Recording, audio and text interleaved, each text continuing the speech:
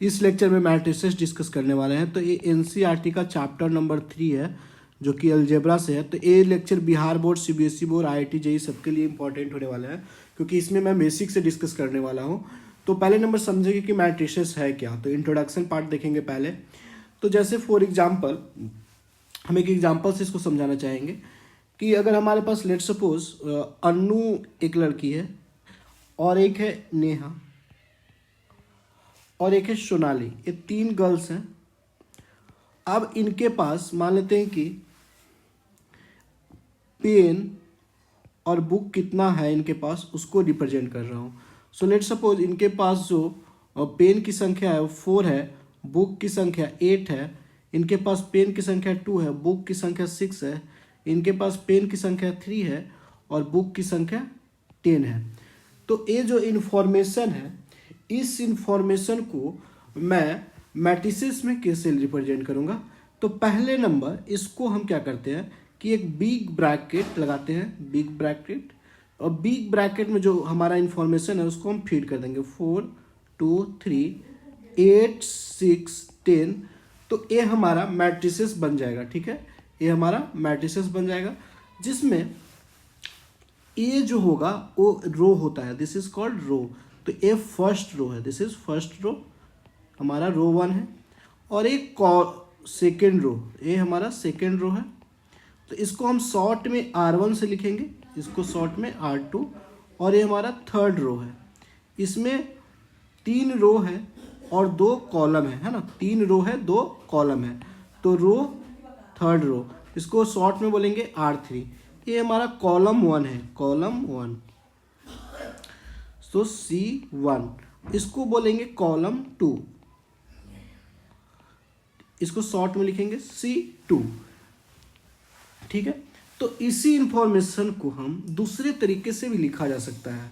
जो first row है, अगर आप समझ रहे होंगे कि जो फर्स्ट रो है वो किस चीज़ को रिप्रेजेंट कर रहा है। तो फर्स्ट रो अन्नू के पास कितना पेन है, कितना बुक है, उसको रिप्रेजेंट कर रहा है। जो सेकेंड रो है वो नेहा के पास कितना पेन है और कितना बुक है, रिप्रेजेंट कर रहा है। से थर्ड रो जो है सोनाली के पास के पेन और बुक को रिप्रेजेंट कर रहा है। तो इसी चीज़ को मैं ऐसे भी रिप्रेजेंट कर सकता था कि 4 2 3 ठीक 8 6 10। तो इस बार जो रो, इसमें 2 रो हो गया है ना, इसमें R1 ए रो हुआ, ए R2 सेकेंड रो हो गया, इसमें कॉलम 3 हो गया, C1 C2 C3, कॉलम 3 रो 2 हो गया। ठीक है, तो जो रो 1 है वो रिप्रेजेंट क्या कर रहा है, रो 1 पेन को रिप्रेजेंट कर रहा है, रो 2 जो है वो बुक को रिप्रेजेंट कर रहा है, रो अब कॉलम 1 जो है, कॉलम 1 वो अन्नू को रिप्रेजेंट कर रहा है कि अन्नू के पास 4 पेन है और 8 बुक है ना। कॉलम 2 जो है वो नेहा के पास पेन और बुक को रिप्रेजेंट कर रहा है। तो इस तरीके से हम कर सकते थे। तो यानी कि जो मैट्रिसेस है वो है क्या बेसिकली। तो इसका अगर डिफिनेशन की बात कर लें, मैट्रिसेस का डिफिनेशन की बात कर लें, तो matrices is an ordered rectangular array of, so matrices is an ordered rectangular array of numbers और functions। जो हमारा मैट्रिसेस होता है वो बेसिकली जो भी हमारा नंबर और फंक्शन होता है उसको हम रेक्टेंगल के फॉर्म में लिखते हैं, रिप्रेजेंट करते हैं, वही हमारा मैट्रिसेस हो जाता है। यानी कि अगर हिंदी में बोलें तो अवयव जो है वो संख्या एंड फंक्शनों का आयताकार क्रम विन्यास होता है। ठीक है, फंक्शन का। फॉर एग्जाम्पल अगर मैं बोलूं कि लेट सपोज ए 2 3 5 6, तो ए जो है वो बेसिकली मैट्रिसेस का एग्जांपल हो गया क्योंकि इसमें हमने नंबर को एक रेक्टेंगुलर फॉर्म में लिखे हैं, है ना। बेसिकली 2 क्रॉस 2 है स्क्वायर, तो square is also rectangle. Example 2, जैसे मैं अगर किसी का मान लीजिए कि मार्क्स 10th क्लास में आया है, 80 मार्क्स मैथ में, 70 मार्क्स साइंस में 75 मार्क्स हिंदी में, लेट सपोज। तो इस इंफॉर्मेशन को मैंने इस तरह से लिख दिया तो ये भी हमारा मैट्रिसेस बन गया। ठीक है, मान लेते एग्जाम्पल, हमने लिख दिया लेट सपोज साइन थीटा एक फंक्शन है, कॉस स्क्वायर थीटा एक फंक्शन है, टैन थीटा एक फंक्शन है, 3 नंबर है, 5 6। तो ये भी एक क्या है, ये हमारा मैट्रिसेस का एग्जाम्पल है। तो हमने डिफिनेशन में बोला कि जो मैट्रिसेस होता है नंबर और फंक्शन का रेक्टेंगुलर एरे होता है, राइट। सो इस तरह से हम मैट्रिसेस इसको बोल सकते हैं। जैसे अगर आप एक और एग्जांपल लें, कोई भी, आप इसमें ऐसा नहीं कुछ आप मैन से ले रहा हूँ, मतलब एक्स स्क्वायर एक फंक्शन है, x square y equal to x square एक फंक्शन है, y equal to x, x cube, x plus 2 3 5। तो ये भी हमारा क्या बन गया, मैट्रिसेस का एग्जाम्पल हो गया। ठीक है, तो ये हमारा बेसिक इन्फॉर्मेशन हुआ, इंट्रोडक्शन मैट्रिसेस के बारे में समझे कि मैट्रिसेस होता क्या है। चलिए, तो नेक्स्ट हम लोग समझेंगे कि जनरल मैट्रिक्स कैसा होता है, जनरल रिप्रेजेंटेशन मैट्रिक्स का। सो जनरल मैट्रिक्स मतलब दिखता है कैसा मैट्रिसेस, हर एक चीज़ का जनरल रिप्रेजेंटेशन होता है। जैसे आप क्वाड्रेटिक इक्वेशन को बोलते हैं कि x square plus b x plus c equal to 0 दिखता है, लीनियर इक्वेशन बोलते हैं x plus b equal to 0। तो उसी तरह जनरल मैट्रिसेस कैसा होगा, जनरल मैट्रिक्स। तो जनरल जो मैट्रिक्स होगा वो देख लीजिए, हम इन ऐसे लिखेंगे, a first row first column A11, इसमें बता रहा है कि फर्स्ट रो है फर्स्ट कॉलम है। A12 का मतलब है कि first row second column, A13 का मतलब है फर्स्ट रो थर्ड कॉलम। इसी तरह अगर मैं आगे बढ़ूं तो A फर्स्ट रो ही रहेगा nth कॉलम। ठीक, ये हो गया। अब A21 लिखा तो इसका मतलब है कि second row first column, second row first column. ठीक, अब A22 लिखा तो यानी कि मतलब है कि सेकेंड रो सेकेंड कॉलम, A23 मतलब सेकेंड रो थर्ड कॉलम। ठीक, और A2n हो गया, यानी कि सेकेंड रो है और ये हमारा nth कॉलम है। ठीक, अगर इससे आगे बढ़े तो A31 third row first column, third row second column, third row third column, इसी तरह थर्ड रो nth कॉलम। अगर मैं इसी तरह अगर प्रोसीड करूं तो यहाँ पे लिख सकता हूँ AM1 mth रो, इसका मतलब है कि mth रो है ना, mth row and nth column पे है, m क्रॉस n का मैट्रिसेस है। So AM1 AM2 mth row second column, AM3 mth row third column, AMN, इसका मतलब है कि mth रो nth कॉलम। तो ये जो लास्ट में आता है वही यहाँ पे लिखा था, तो ये m क्रॉस n का है, यानी कि इसको बोलेंगे कि ये m बाय n का है। ये जो मैट्रिसेस है वो m बाय n का है ना, जिसमें m रो है और n कॉलम है। अब कैसे समझेंगे, ये जो पहले लिखते हैं वो रो होता है, बाद में जो लिखते हैं कॉलम की संख्या को दिखाता है। ठीक है, कॉलम कितना है, तो इसमें m रो है और n कॉलम्स है। पहले कैसे समझें कि रो पहले क्या रखें, तो जैसे आप पहले कोई भी बच्चा जन्म लेता है तो पहले रोता है, तो रो पहले आएगा देन कॉलम। जैसे आप बोलते हैं कि जो रूम है वो 8 क्रॉस 6 का है, 8 बाई 6 का है, मतलब 8 आप लेंथ बोलते हैं, 6 क्या बोलते हैं कि ब्रेथ है। बोलते हैं कि रूम जो है वो 10 क्रॉस 9 का है, तो यानी कि 10 उसका लेंथ है, 9 उसका ब्रेथ है ना, लंबाई। तो वैसे ही मैट्रिसेस होता है जिसमें m बाई n बोलते हैं, m बाई रीड करते हैं m बाई n या m क्रॉस n, इसका मतलब है कि m रो है उसमें n कॉलम है। तो ये जनरल रिप्रेजेंटेशन हो गया। अब इसको या ऐसे हम दिखाते हैं, नोटेशन जो बोलते हैं वो AIJ m क्रॉस n, ये हमारा नोटेशन है।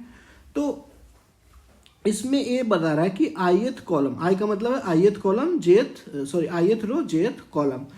ठीक है, अब जो यहाँ पे i का जो वैल्यू होगा, कभी भी रो जो होगा वो तो नेचुरल नंबर ही होगा, 1 होगा 2 होगा 3 होगा ऐसे नंबर। तो i जो होगा वो रो जो होगा 1 से स्टार्ट होगा और अप टू जो n नंबर जितना उसका कॉलम होगा जितना रो होगा उतना, फिर j जो होगा वो 1 से स्टार्ट होगा और अप टू n तक होगा। ठीक, और आई और जे जो होगा यहाँ पे, आई और जे वो बिलोंग्स टू नेचुरल नंबर होगा, है ना। आई और जे जो होगा वो एक नेचुरल नंबर होगा, 1 2 3 4 5 ऐसा। तो ये हो गया, यानी कि नोटेशन की जो है, नोटेशन वो कैपिटल ए आई जे, इसी को बोलते हैं नोटेशन ऑफ मैट्रिसेस।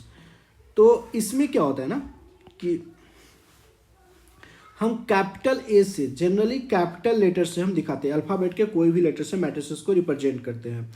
तो यहाँ पे अगर मैं ऑर्डर की बात कर लूँ, ऑर्डर, तो ऑर्डर यहाँ पे बोलेंगे कि m बाई एन का है, m बाई एन का, ना कि हम mn बोलेंगे, m बाई एन का ऑर्डर है, यानी कि m क्रॉस n का। ठीक, जैसे अगर मैं लेट्स सपोज ये मैट्रिसेस लिख दिया, मान लीजिए कि मेरे मैथ्स में 100 आउट ऑफ 100 आए थे, तो मैंने इसमें लिख दिया 100, इसको लिख दिया, तो ये भी एक मैट्रिसेस हो गया जिसमें एक रो एक कॉलम है, तो ये 1 क्रॉस 1 का हो गया। तो यहाँ पे ऑर्डर की बात कर लिया, तो ये 1 क्रॉस 1 इसका ऑर्डर हो गया। ठीक है, ये 1 क्रॉस 1 ऑर्डर हो गया।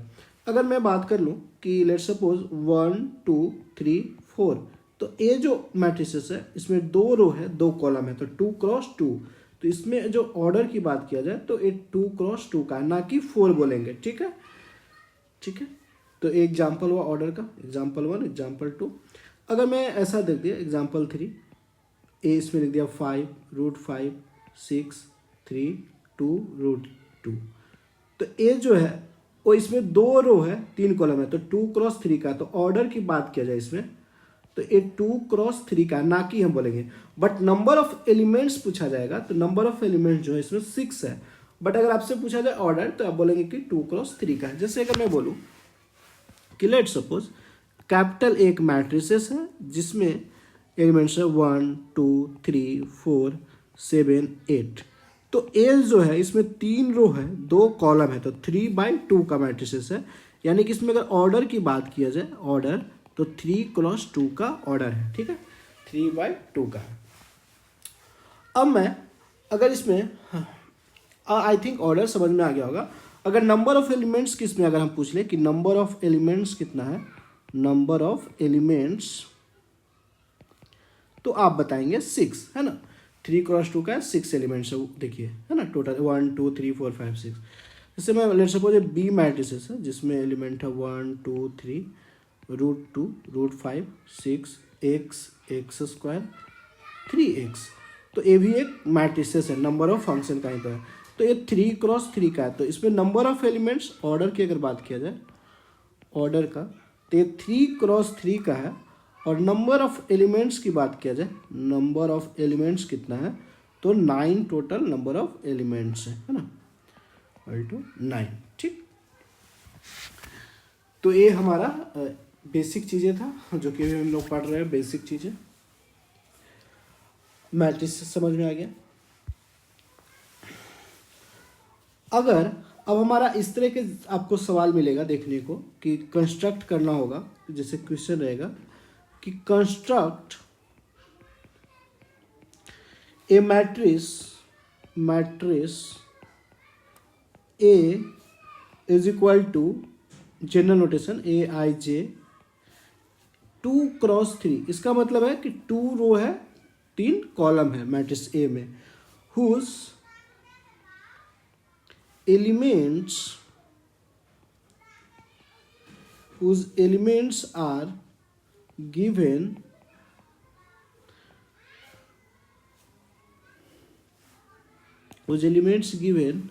जो ए आई जे है, इसका मतलब है ए आई जे वो है आई प्लस जे। ठीक है, तो कैसे बनाते हैं ए हमारा ए जो लिखा उसका क्या मतलब है।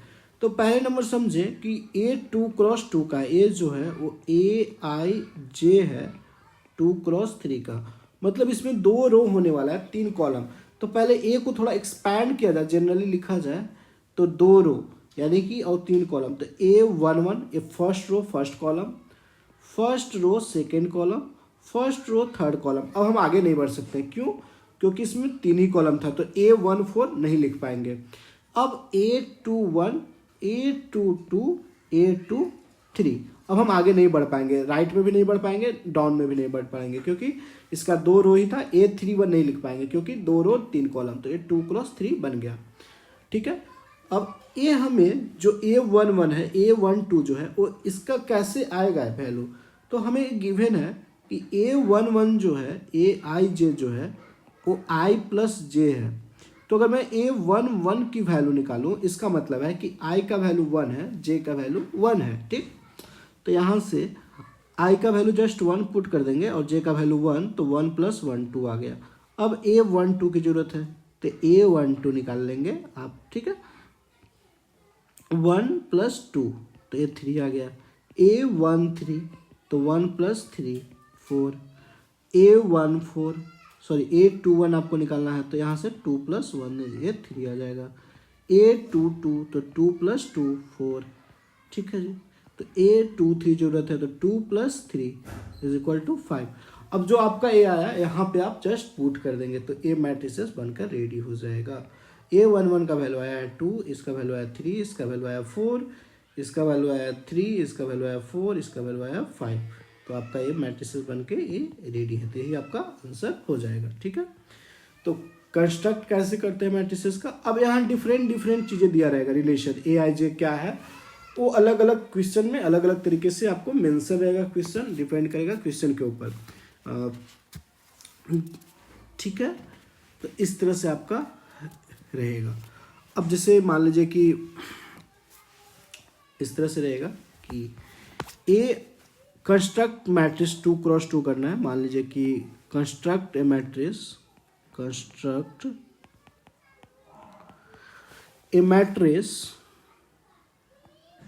ए 2x2 मैट्रिक्स ए जो है वो Aij है, जनरल नोटेशन। ठीक, whose elements are given by ठीक है, whose elements are given by Aij = i + j का स्क्वायर बाय 2। ठीक है, ai + j का स्क्वायर बाय 2 है। तो पहले हम ए मैट्रिसेस लिखेंगे कैसे। ए मैट्रिसेस का अगर मैं लिखूं तो A = लिखूंगा 2x2 का, यानी कि A11 first row first column, first row second column, second row first column, second row second, ये 2x2 के जनरल हमने लिख दिया, जनरल मैट्रिसेस। अब हमें जरूरत पड़ रहा है A11 का, तो A11 का वैल्यू निकालेंगे। तो A जो हमें दिया हुआ इन्फॉर्मेशन कि Aij तो है वो i + j का स्क्वायर बाय 2 है। तो हम A11 का जब वैल्यू निकालेंगे, इसका मतलब हम इसमें i का वैल्यू 1 पुट कर रहे हैं और j का भी वैल्यू 1, तो 1 + 1 का स्क्वायर और बाय 2, यानी कि 2 का स्क्वायर बाय 2, 4/2। तो ये हमारा 2 निकल कर आ गया वैल्यू। अगर मैं A12 की जरूरत पड़ रहा है, तो A12 का वैल्यू निकाल लेते हैं। तो A12 जो होगा वो होगा 1 + 2 का स्क्वायर बाय 2। i का वैल्यू जस्ट 1 पुट किए, j का वैल्यू 2 है यहाँ पे, तो ये 3 का स्क्वायर 9/2 हो गया, है ना। A21 की जरूरत पड़ रहा है, यानी कि 2 + 1 का स्क्वायर बाय 2। i का वैल्यू 2 है, j का वैल्यू 1 है। ठीक, तो ये 9/2 ये भी आ जाएगा। A22 की जरूरत पड़ रहा है ना, तो इसका वैल्यू मतलब 2 + 2 का स्क्वायर बाय 2। ठीक है जी, तो 4 का स्क्वायर 16 और बाय 2 8 हो गया। ठीक, तो अब इसी चीज़ को हम लिख देंगे मैट्रिसेस में। A ठीक है, A लिख देंगे, जो आया है हमारा 2 आया है। A12 का वैल्यू 9/2 है, A21 का वैल्यू 9/2 है, इसका 8 है। तो ये हमारा 2x2 बन के रेडी है, यही हमारा आंसर हो जाएगा। तो ये NCERT में पूछा जाता है। अब इस NCERT इसमें कैसे कैसे सवाल कर सकता है, आप इसको इसमें से ऑब्जेक्टिव में सवाल पूछ लेगा कि A12 का वैल्यू बताइए, ए रिलेशन है तो A12 का ऐसे ही आप डायरेक्ट इतना नहीं करने जाएंगे।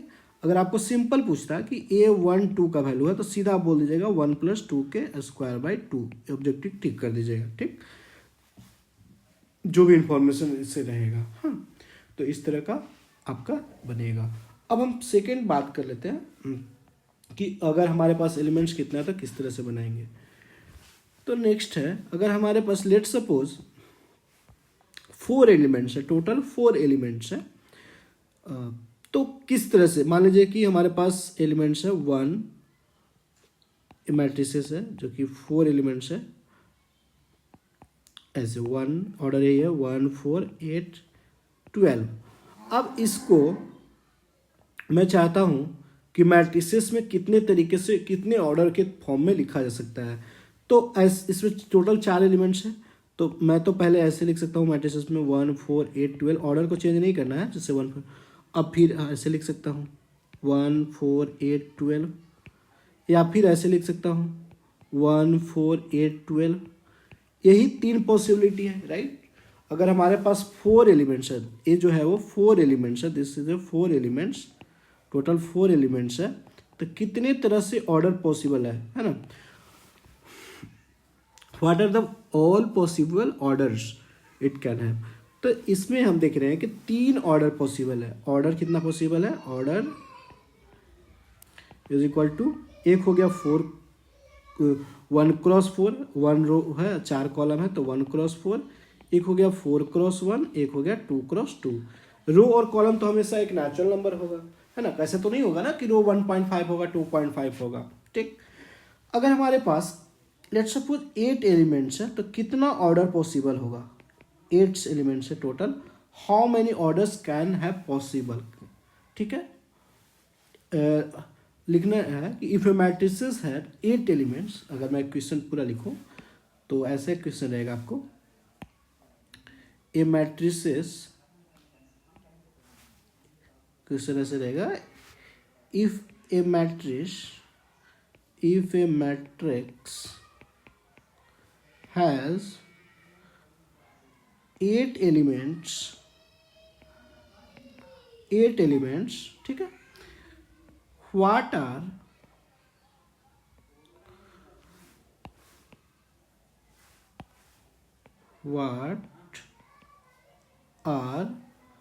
the possible orders it can have,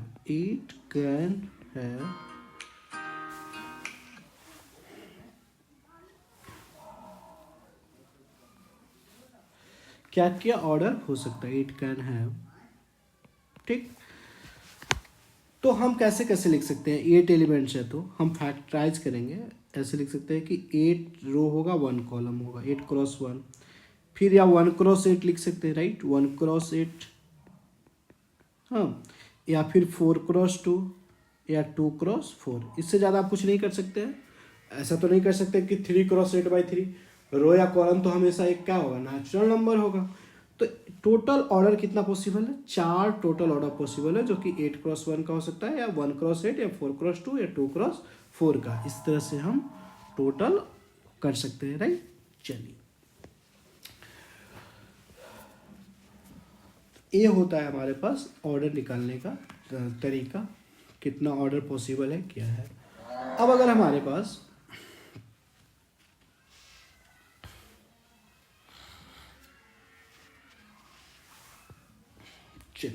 अब बात कर लेते हैं टाइप्स ऑफ मैट्रिसेस के बारे में। सो टाइप्स ऑफ मैट्रिसेस,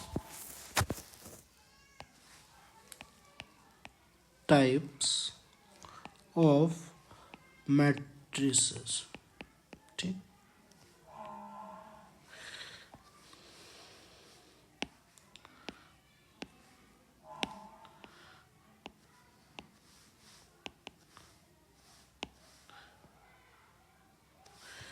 तो टाइप्स ऑफ मैट्रिसेस में हमारा जो पहला मैट्रिसेस लेंगे, लेट्स सपोज पहला वो है रो मैट्रिक्स। रो मैट्रिक्स का मतलब है कि सिर्फ और सिर्फ एक रो हो, कॉलम कितना भी हो, रो एक ही होना चाहिए, ठीक है जी। तो रो का वैल्यू एक ही होगा। जैसे लेट्स सपोज ये एक मैट्रिसेस है, जनरल ऐसे लिख सकते हैं कि A11 A12 A13, इस तरह से A14, तो ए जो हो गया वो 1x4 का हो गया, है ना।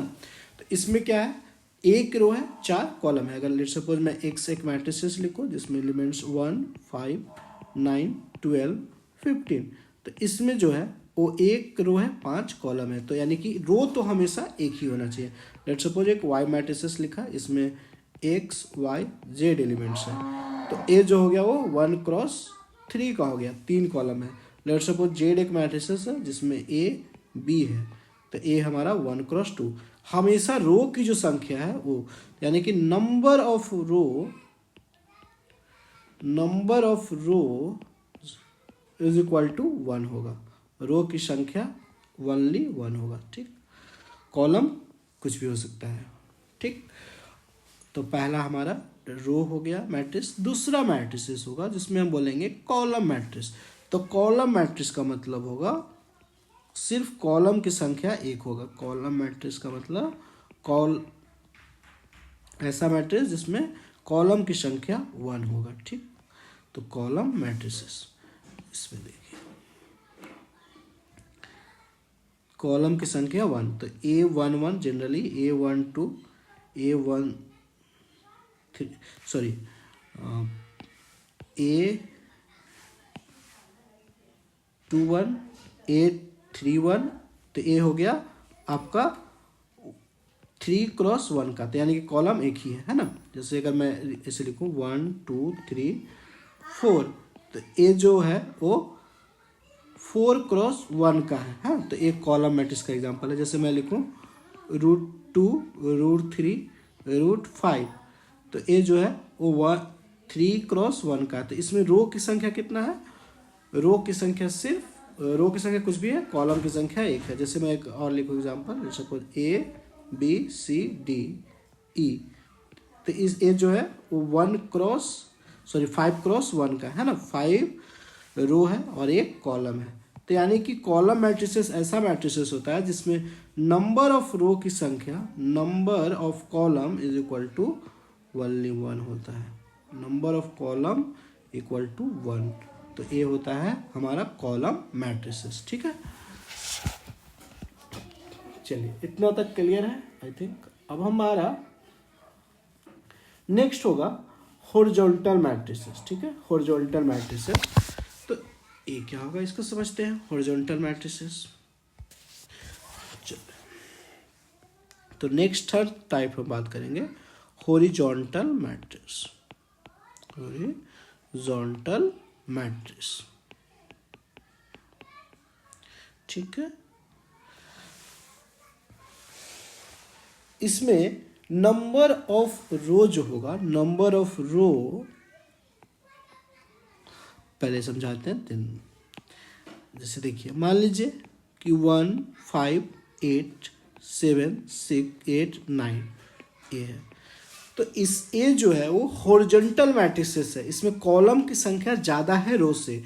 जब कॉलम की संख्या ज़्यादा हो रो से तो हम बोलते हैं हॉरिजॉन्टल मैट्रिसेस, यानी कि नंबर ऑफ रो जो होगा वो लेस देन होगा नंबर ऑफ कॉलम्स से, ठीक है। Number of row is less than number of columns, ठीक।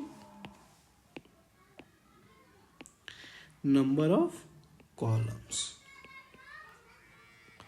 इसको बोलते हैं आपको हॉरिजॉन्टल मैट्रिसेस। जैसे मैं एक और एग्जांपल दूं, लेट्स सपोज 1 √5 x² 5 √2 8 5x + 2, तो ए जो है इसमें हमारा रो का संख्या 2 ही है और कॉलम की संख्या 4 है ज़्यादा, यानी कि 2x4 का है। तो जो एग्जाम्पल है वो बेसिकली हमारा हॉरिजॉन्टल मैट्रिसेस का एग्जाम्पल है, ठीक है। अब हम बात कर लेते हैं वर्टिकल मैट्रिसेस की, ठीक है। Vertical matrices, so next type होगा हमारा type number 4 vertical matrix. Vertical matrix, ठीक। तो वर्टिकल मैट्रिसेस किसको कहते हैं पहले समझेंगे। तो जिसमें नंबर ऑफ कॉलम कम होगा नंबर ऑफ रोज से, है ना। सो नंबर ऑफ रोज ज़्यादा होगा नंबर ऑफ कॉलम से। जैसे लेट सपोज एक मैट्रिसेस ए है जिसमें एलिमेंट है 1 2 3 4 5 6। तो इसमें देख रहे हैं कि रो की संख्या 3 है, कॉलम की संख्या 2 है। ये 3x2 है, यानी कि number of rose greater than number of columns. तो इसको हम बोलते हैं कि ये वर्टिकल मैट्रिसेस है। जैसे और एग्जांपल दें, सो लेट सपोज बी एक मैट्रिसेस है जिसमें एलिमेंट है x, x square, x cube, 5x, 6, 8, 3, 2, 1, 4, 9, 5। तो ये जो मैट्रिसेस है वो 4x3 का है ना।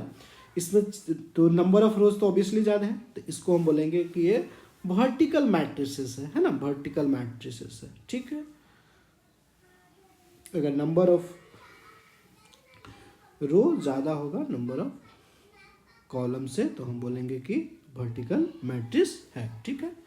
चलिए, तो नेक्स्ट हमारा आता है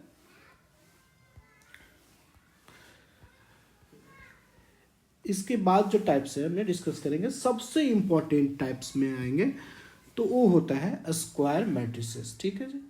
सबसे इंपॉर्टेंट हमारा है स्क्वायर मैट्रिसेस, ठीक। तो ये टाइप नंबर 5। अब हम स्क्वायर मैट्रिसेस का भी टाइप्स की बात करेंगे। स्क्वायर मैट्रिक्स, तो स्क्वायर मैट्रिसेस पहले कहते किसको है ये समझेंगे। तो number of rows equal to number of column होगा तो हम उसको बोलते हैं कि स्क्वायर मैट्रिसेस है।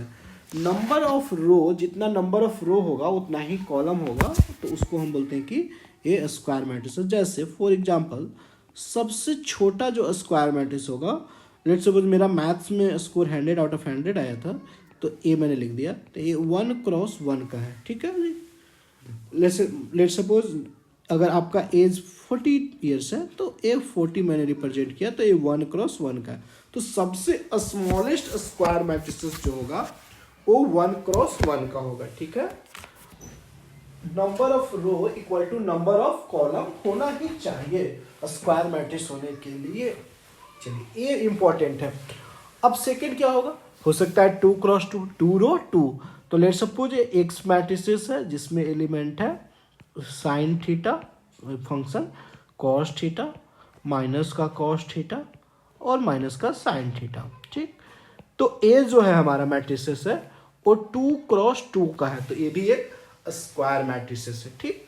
लेट्स सपोज एक वाई मैट्रिसेस है जिसमें एलिमेंट है 1, 5, 7, 2, 4, 6, 8, 10, 12। तो ये जो मैट्रिसेस है वो 3x3 का है, तो ये भी एक टाइप्स है स्क्वायर मैट्रिसेस का, ठीक है। तो इसको भी हम बोलते हैं कि this is A square matrices 3x3 का, ठीक। अब हम बात कर लेते हैं स्क्वायर मैट्रिसेस में भी टाइप्स होता है ना। तो यानी कि स्क्वायर मैट्रिक्स को अगर डिफाइन करना हो तो हम बोलेंगे कि number of rows is equal to number of column. जितना रो होगा उतना ही कॉलम होगा, ठीक है। यहां तक आपका पूरा का पूरा क्लियर होगा, है ना। अब देखिए, अगर मैं जनरली ऐसे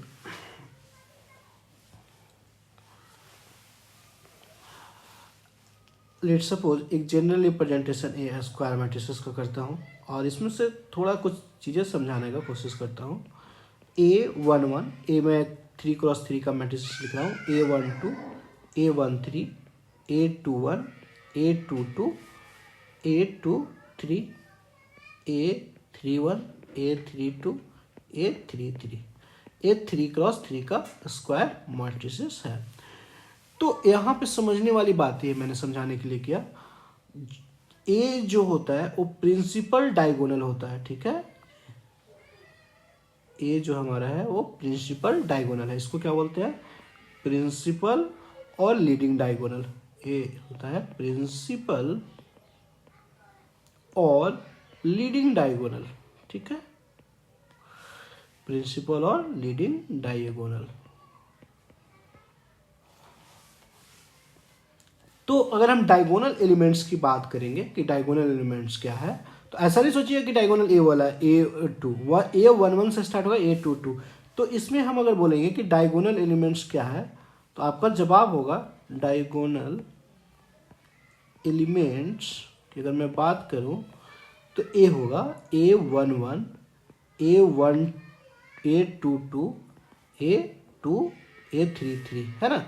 A33 हमारा होगा ये डायगोनल एलिमेंट्स, ठीक है। यहां तक क्लियर है। जो ट्रेस ऑफ ए होता है, ट्रेस ऑफ ए डिफाइन किया गया है, वो डायगोनल एलिमेंट को सम को बोला गया है। तो ट्रेस ऑफ ए, ठीक है, ट्रेस ऑफ ए, इसको शॉर्ट में ऐसे लिखते हैं TRA, small T small are capital A. Matrices को हमेशा कैपिटल लेटर से दिखाया जाता है, जैसे कैपिटल ए कैपिटल ए।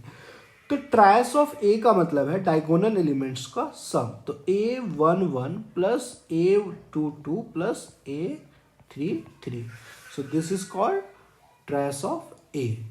चलिए समझ में आ गया। सो इसको बोलते हैं ट्रायस ऑफ ए। तो अगर डिफाइन करना हो ट्रायस ऑफ ए को, तो बोलेंगे कि sum of elements along the principal diagonal. तो ट्रायस को अगर आपको डिफाइन करना हो, कुछ पूछ ले कि ट्रायस ऑफ ए का क्या मतलब है, तो आप बोलेंगे कि sum of elements along principal diagonal is called trace of A, ठीक है। तो ट्रायस ऑफ ए, इसको पढ़ेंगे ब्रैकेट को ऑफ, है ना। तो trace of A is equal to sum of all elements along principal diagonal, ठीक है, along प्रिंसिपल डायगोनल, इसी को बोलते हैं ट्रायस ऑफ ए, ठीक है। अब इसका नोटेशन जो होता है, नोटेशन की बात कर लें तो हम इन जनरल ट्रायस ऑफ ए लिखते हैं। फॉर एग्जाम्पल हमारे पास एक मैट्रिसेस ए है जिसका एलिमेंट है 1 5 8 2 3 6 5 4 5 2। तो हम ट्रायस ऑफ ए की जो बात करेंगे, ट्रायस ऑफ ए वो होगा डायगोनल प्रिंसिपल डायगोनल के एलिमेंट्स का सम। तो प्रिंसिपल डायगोनल का एलिमेंट्स क्या है, ए तीनों है। तो ए हो जाएगा ट्रायस ऑफ ए 1 + 3 + 2, दैट इज 6, ठीक है जी। अगर लेट सपोज हमारा बी मैट्रिसेस 2 × 3 3 × 3 का था, ए बी सी डी। तो अगर मैं ट्रायस ऑफ ए पूछूं, ट्रायस ऑफ बी, तो बोलेंगे ए + डी, है ना, प्रिंसिपल डायगोनल के सम। ए हमारा ट्रायस ऑफ बी होगा, ठीक है। जैसे अगर let suppose for example x is equal to हमारे पास है 4 5 6√3।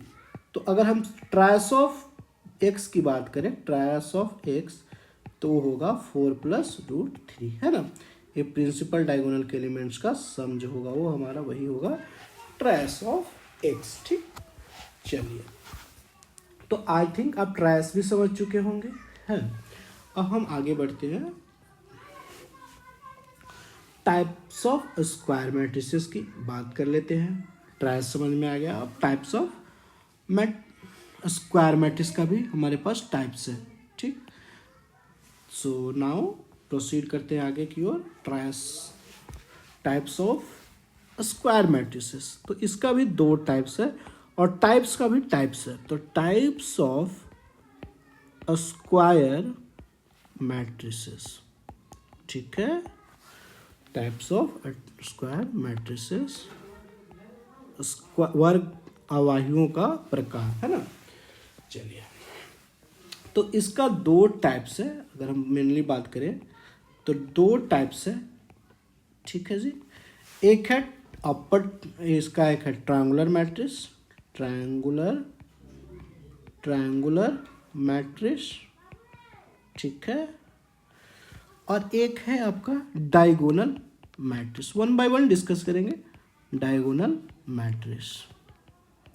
अब हमारा ट्रायंगुलर मैट्रिसेस में भी दो टाइप्स है, ट्रायंगुलर मैट्रिसेस का भी दो टाइप्स है, इसमें भी दो टाइप्स है। एक है आपका अपर ट्रायंगुलर मैट्रिसेस और एक लोअर ट्रायंगुलर मैट्रिसेस। तो अपर ट्रायंगुलर मैट्रिक्स और एक है लोअर ट्रायंगुलर मैट्रिसेस। क्या है मतलब उसका भी अभी जस्ट डिस्कस करेंगे। Lower triangular matrix,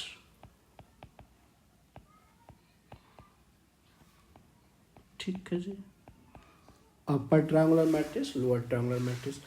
upper triangular matrices का मतलब है कि ऊपर में एक ट्रायंगल बनना चाहिए। जैसे अगर मैं एग्जांपल से ऐसे समझाऊं, पहले एग्जांपल से जल्दी समझ में आता है चीज़ें। लेट सपोज हमारा कुछ एलिमेंट्स है यहाँ पे एक्स ये 3x3 का स्क्वायर मैट्रिक्स का ही हम बात करेंगे। अब हम कुछ नहीं, स्क्वायर मैट्रिक्स में सिपास में पाई होंगे। अब स्क्वायर मैट्रिक्स का ही हम जिस चीज़ जो बातें करेंगे 0 0 x। तो देखेंगे कि अपर में ट्रायंगल फॉर्म हो रहा है, राइट, जो ट्रायंगल फॉर्म हो रहा है, एक अपर में ट्रायंगल फॉर्म हो रहा है, शेप देख रहे होंगे। यानी कि ये जो तीन एलिमेंट्स नीचे में दिख रहे हैं वो 0 होना ही होना चाहिए। हाँ, अब x के जगह 0 हो जाए उससे कोई फर्क नहीं पड़ता है, वो ट्रायंगुलर मैट्रिसेस ही होगा अपर। बट तीन जो एलिमेंट्स आपको दिख रहा है, ए वाला और ये जो तीन एलिमेंट 0 0 दिख रहा है, ये होना ही चाहिए, तभी हम बोलेंगे कि ये अपर ट्रायंगुलर मैट्रिसेस है, ठीक है। तो यानी कि अगर मैं इसको डिफाइन करूं कि इफ अगर ए आई जे इज इक्वल टू 0 होना चाहिए, ए आई 0 होना चाहिए फॉर ऑल, इसको रीड करते हैं फॉर ऑल। अगर आप नहीं पता है तो इसको रीड करते हैं फॉर ऑल या फॉर एवरी, आई बड़ा हो जे से, ठीक है जी। आई जब बड़ा होगा जी से तब हम बोलेंगे, जैसे यहाँ पे ए जो आप देख रहे हैं, तो इसका क्या मतलब है कि ए 2 1 की बात कर रहे हैं, है ना, सेकंड रो।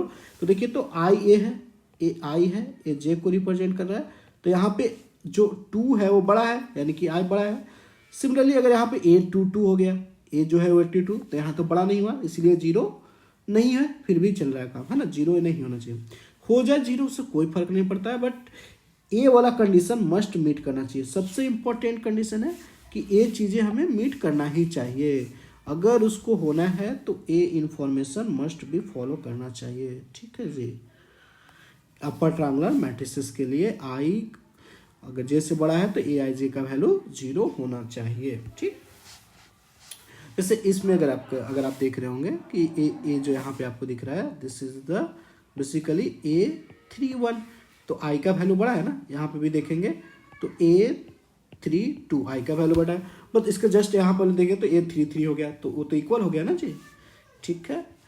चलिए, तो इसका एक एग्जांपल से बात कर लेते हैं। लेट्स सपोज ये एक मैट्रिसेस है जिसमें एलिमेंट है 1 2 5 0 5 7 0 0 8। तो ये जो है वो अपर ट्रायंगुलर मैट्रिक्स का एग्जांपल है, हाँ, क्योंकि ये ऊपर में एक ट्रायंगल फॉर्म हो रहा है, दिख रहा होगा आपको, एक ट्रायंगल फॉर्म हो रहा है, ठीक। तो ये अपर ट्रायंगुलर मैट्रिक्स का एग्जांपल है। अगर मैं नल मैट्रिसेस की बात कर लूँ तो वो भी एक ट्रायंगुलर मैट्रिसेस है, ठीक है जी। जैसे मैं B इज इक्वल टू ऐसे भी लिख दूँ कि 1 0 0 0 0 0 0 0 0 या पूरा को 0 कर दूँ, ये भी हमारा अपर ट्रायंगुलर मैट्रिसेस बोल सकते हैं, है ना, ठीक है। बस एक कंडीशन को फुलफिल होना चाहिए।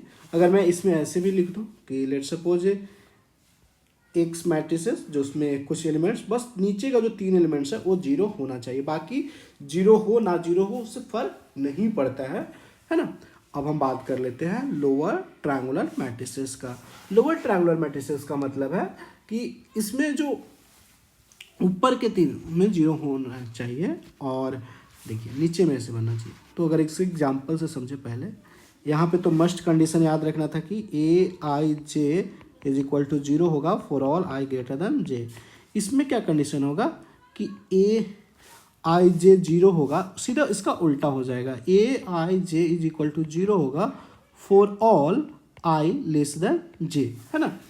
ए लोअर ट्रायंगुलर मैट्रिक्स का जैसे ए हो गया, हम इसमें भी बात कर लेते हैं। तो जैसे एक्स जीरो जीरो, ठीक है जी, x x zero, x x x, तो ए हमारा जो हुआ वो लोअर ट्रायंगुलर मैट्रिसेस का हो गया, देखिए, है ना, ये ट्रायंगल फॉर्म होगा, ठीक है जी।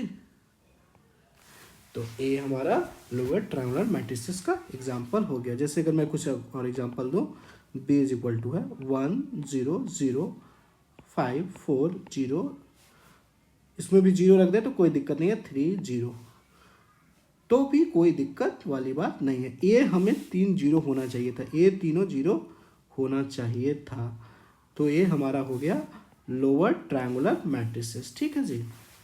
तो I think lower triangular upper triangular matrices समझ में आ गया होगा। अब हम बात करेंगे डायगोनल मैट्रिसेस के टाइप्स को, और डायगोनल मैट्रिसेस को भी अच्छे से डिस्कस करने वाले हैं, ठीक है। तो डायगोनल मैट्रिसेस को अच्छे से समझेंगे अभी।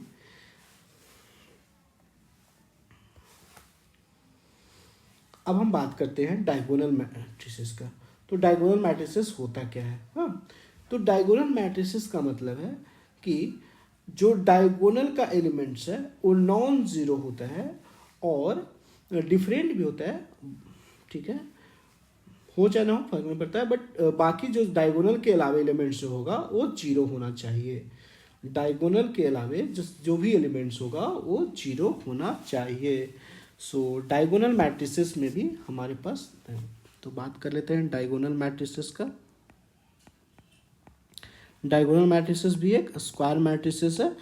तो इसमें क्या होगा कि जो भी डायगोनल एलिमेंट्स के अलावा जो होगा एलिमेंट्स वो जीरो होगा। लेट सपोज ये D1 है, A11 का वैल्यू 0 0 0, D2 0 0 0 0, D3, ए जो होगा ए कहलाएगा डायगोनल एलिमेंट, ठीक है जी।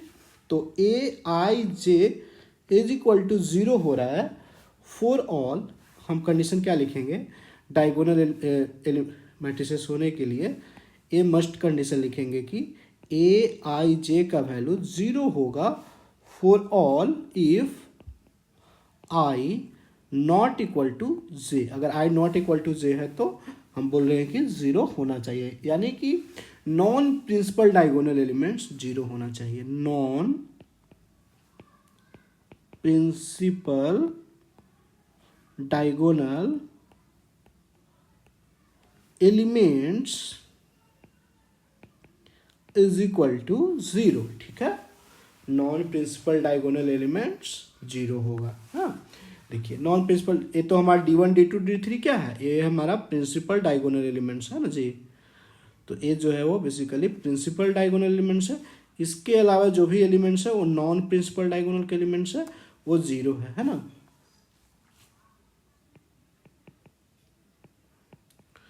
चलिए, तो यानी कि अगर मैं इसको शॉर्ट में कैसे लिखते हैं, इसको शॉर्ट में अगर लिखा हुआ है ऐसे मान लीजिए कि DIA D1 D2 D3, तो हमें समझना है कि ऊपर वाला की बात किया जाता है ऐसे ही। मान लीजिए कि ऐसे लिखा है शॉर्ट में कि 1 5 7, ठीक है जी, 1 5 7 लिखा हुआ है। तो इसको अगर आपको कोई एक मैट्रिसेस ए है जो कि वो डाया ऑफ 1 2 3 लिखा हुआ है, इसका मतलब समझना है कि वो डायगोनल मैट्रिसेस की बात कर रहा है जिसमें डायगोनल एलिमेंट्स 1 5 7 है, ठीक है जी। तो बाकी जीरो, तो 1 0 0 0 5 0 0 0 7, समझ गया।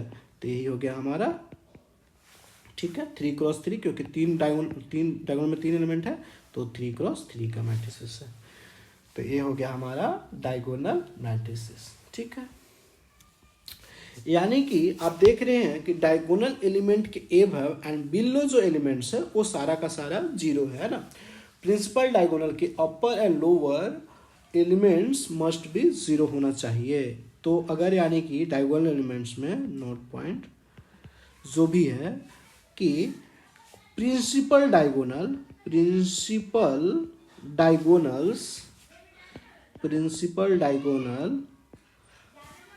अपर एंड, प्रिंसिपल डायगोनल के अपर एंड लोअर, ठीक है, lower elements must be zero होना चाहिए, ठीक है, must be, elements must be zero,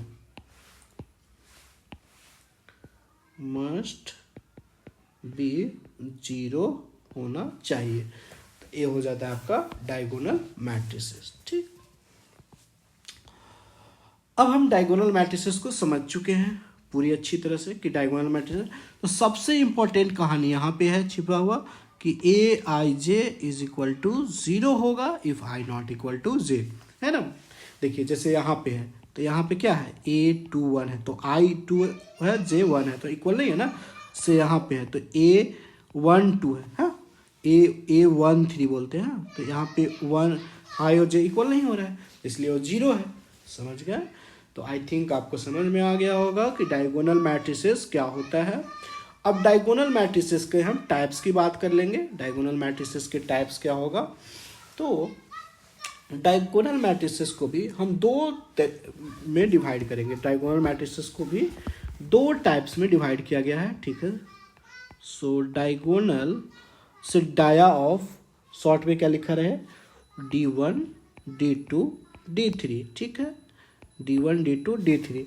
तो इसको हम दो पार्ट में, ठीक। पहला होगा स्केलर मैट्रिक्स,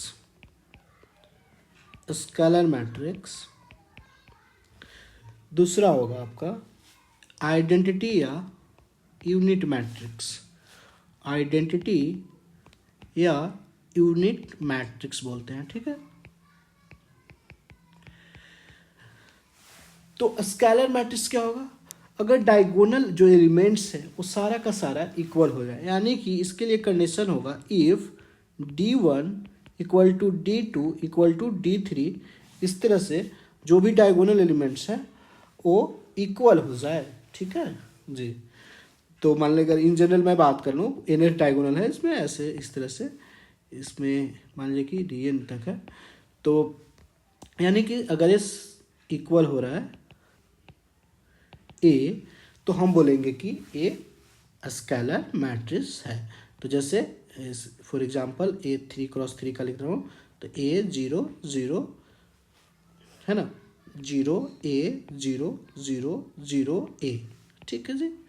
ए हमारा होगा diagonal matrix. For example let's suppose एक मैट्रिसेस है, उसमें बोल सकते हैं लेट्स सपोज 3 0 0 0 3 0 0 0 3, तो ए हमारा 3x3 का मैट्रिसेस है। देखिए जो डायगोनल एलिमेंट्स है वो सारा का सारा इक्वल है 3 3 के, तो इसको हम बोलते हैं कि ए स्केलर मैट्रिसेस है, ठीक है। अब हम आइडेंटिटी मैट्रिक्स की बात कर लेते हैं, या उसको दूसरा नाम बोलते हैं यूनिट मैट्रिक्स। तो काफ़ी इंपॉर्टेंट होने वाला है। तो अगर D1 D2 D3 जो भी डायगोनल एलिमेंट्स है वो सारा का सारा इक्वल हो और वो 1 के इक्वल हो, सारा का सारा एलिमेंट डायगोनल एलिमेंट्स 1 के इक्वल हो, ऐसा डायगोनल मैट्रिक्स जिसमें डायगोनल एलिमेंट जो होगा वो 1 के, जैसे ए एक मैट्रिसेस की बात कर ले 1 0 0 1, तो ए 2x2 का है, जो डायगोनल एलिमेंट्स है वो सब का सब 1 है। लेट्स सपोज बी एक मैट्रिसेस है 3x3 का, तो 1 0 0 0 1 0 0 0 1 है ना। तो ऑल का ऑल जो एलिमेंट्स है डायगोनल 1 है, तो 3x3 का है।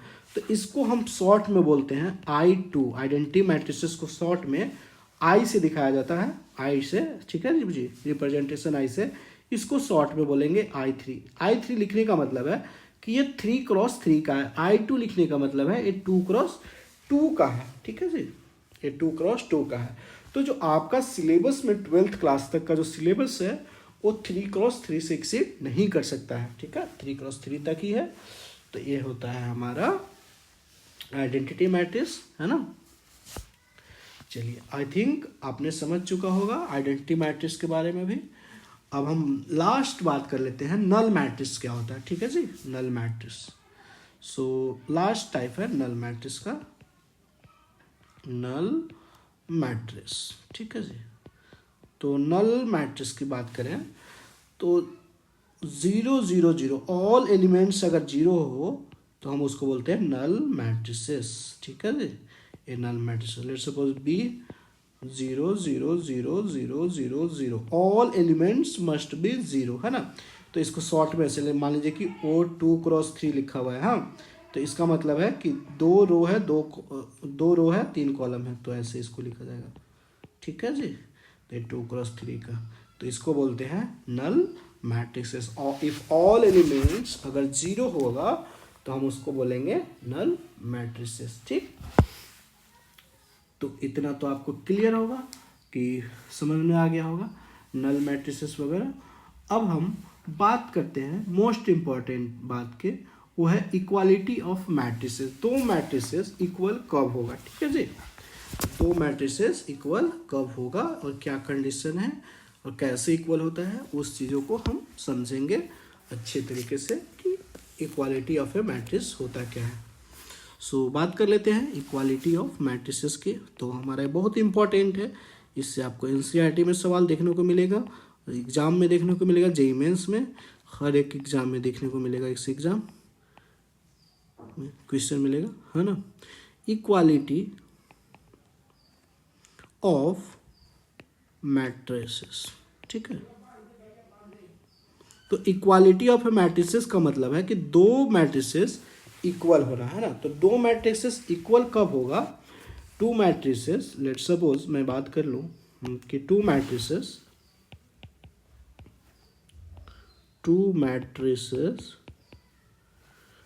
ए जो है वो ए आई जे है, ठीक है जी, ए आई जे, और बी एंड बी जो है वो let's suppose B I J है, ठीक है, आर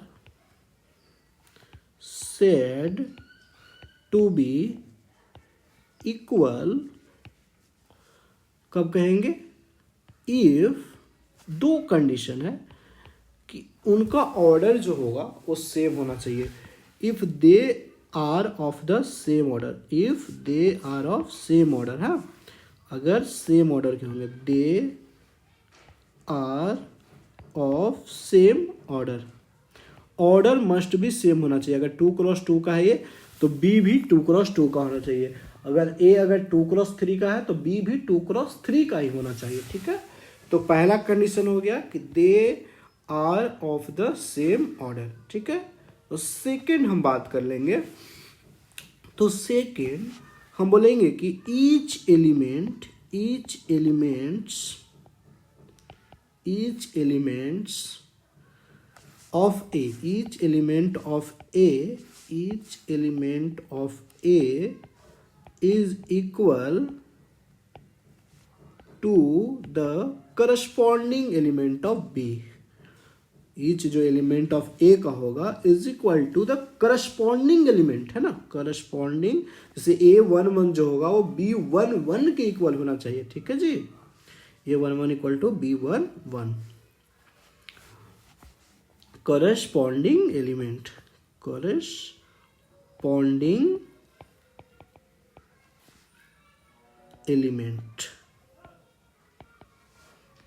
of B, ठीक, that is Aij is equal to Bij होना चाहिए for all I and J, for all i and j, ठीक है जी। तो यानी कि अगर हम देखें तो कोई एक ए मैट्रिसेस है, इन जनरल लिख रहा हूँ, A11, A12, A21, A22, ठीक है, 2×2 का। तो दूसरा मैट्रिसेस बी को इक्वल होना है तो वो भी 2×2 का तो होना ही चाहिए, B11, B12, B21, B22, ठीक है जी, B22। तो यानी कि ए जो होगा वो ए इक्वल टू बी कब होगा, है ना, ए इक्वल टू बी तभी होगा if A equal to B, इसका मतलब है दिस इंप्लाइज कि A11 जो है वो B11 के इक्वल है। देखिए पहले तो ऑर्डर सेम ही हो गया, ऑर्डर तो सेम है, A12 जो होगा वो B12 के इक्वल होगा, A21 होगा वो B21 के इक्वल होगा, A22 जो होगा वो B22 के इक्वल होगा जी, समझे। चलिए, तो ये चीज़ इम्पोर्टेंट था समझना। जैसे लेट सपोज एक ए मैट्रिसेस है जो है 2 3 0 1, तो अगर बी एंड बी जो है वो है 2 3 0 1, तो हम बोलेंगे कि ए इक्वल टू बी है, ठीक है, क्योंकि ईच एलिमेंट जो है करस्पॉन्डिंग एलिमेंट के इक्वल है, जो 2 2 के इक्वल है। Let suppose example 1, example 2, let suppose a 1 5 6 2 3 4, तो ए है, ठीक है, तो b इज इक्वल टू भी यही होना चाहिए 1 5 6 2 3 4। इसका भी ऑर्डर, इसका ऑर्डर कितना है 2 क्रॉस 3, इसका भी ऑर्डर 2 क्रॉस 3 है, और each element each corresponding element equal है, तो दो ए इक्वल टू बी है यहाँ पे, है ना, ए इक्वल टू बी है, ठीक है जी। तो अगर मैं लेट सपोज मैं बोल दूं कि ए जो मैट्रिसेस है, ए मैट्रिसेस इक्वल टू बी, तो आप कैसे करना है, लेट सपोज क्वेश्चन हमारे पास रहेगा कि if A is equal to, ऐसे मान लीजिए कि है कि एक्स प्लस 2, हाँ, और y minus 3 is equal to 4, 2, ठीक है, 4 2, तो इसका ए मतलब है कि अगर इक्वल है तो x प्लस 2 जो होगा, ए भी 2 क्रॉस 1 का है, ए भी 2 क्रॉस 1 का है, तो x प्लस 2 जो होगा 4 के इक्वल होगा, इसका ये मतलब है, यानी कि x का जो वैल्यू है वो 2 है ना जी, और यहाँ y माइनस 3 जो है, y minus 3 is equal to, हम बोलेंगे 2, तो y का वैल्यू, इसका मतलब क्या है कि y का वैल्यू 5 है, ठीक है, दो मैट्रिसेस इक्वल है तो इसका ये मतलब होता है। Let suppose one more example, if A is equal to, let suppose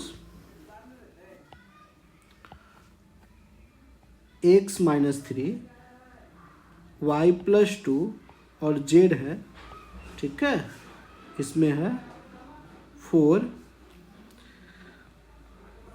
Y minus 3 और लेट सपोज w, ठीक है, इज इक्वल टू 3 5 2 4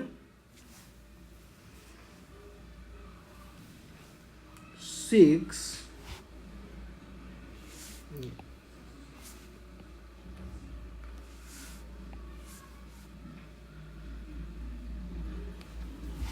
यहाँ पे वैल्यू कर देते हैं, लेट सपोज 6, ठीक है, 6,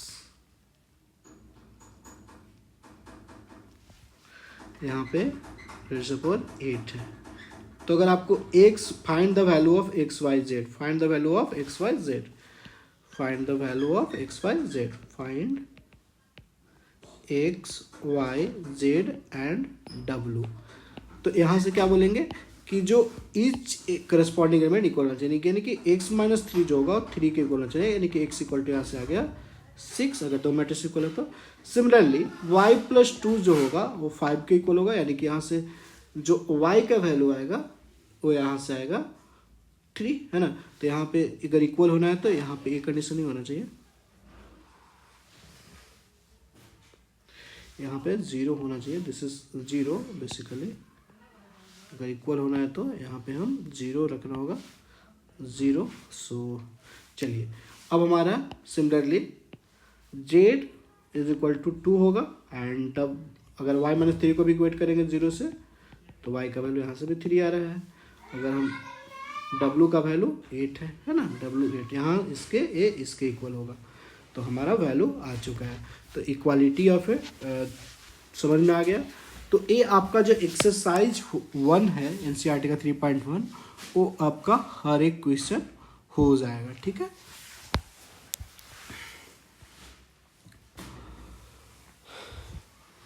अब हम आपका आई थिंक हर एक क्वेश्चन हो जाना चाहिए। तो इस लेक्चर में इतना ही डिस्कस करते हैं। लेक्चर 2 में हम ऑपरेशन ऑन मैट्रिसेस बताएंगे, addition of matrices, subtraction of matrices, scalar multiplication, multiplication of matrices, ये सारे जो टॉपिक है वो हम नेक्स्ट क्लास में डिस्कस करने वाले हैं। ठीक है, तो ये लेक्चर अगर आप देखें तो thanks for watching. Please like and subscribe the channel, please like and subscribe.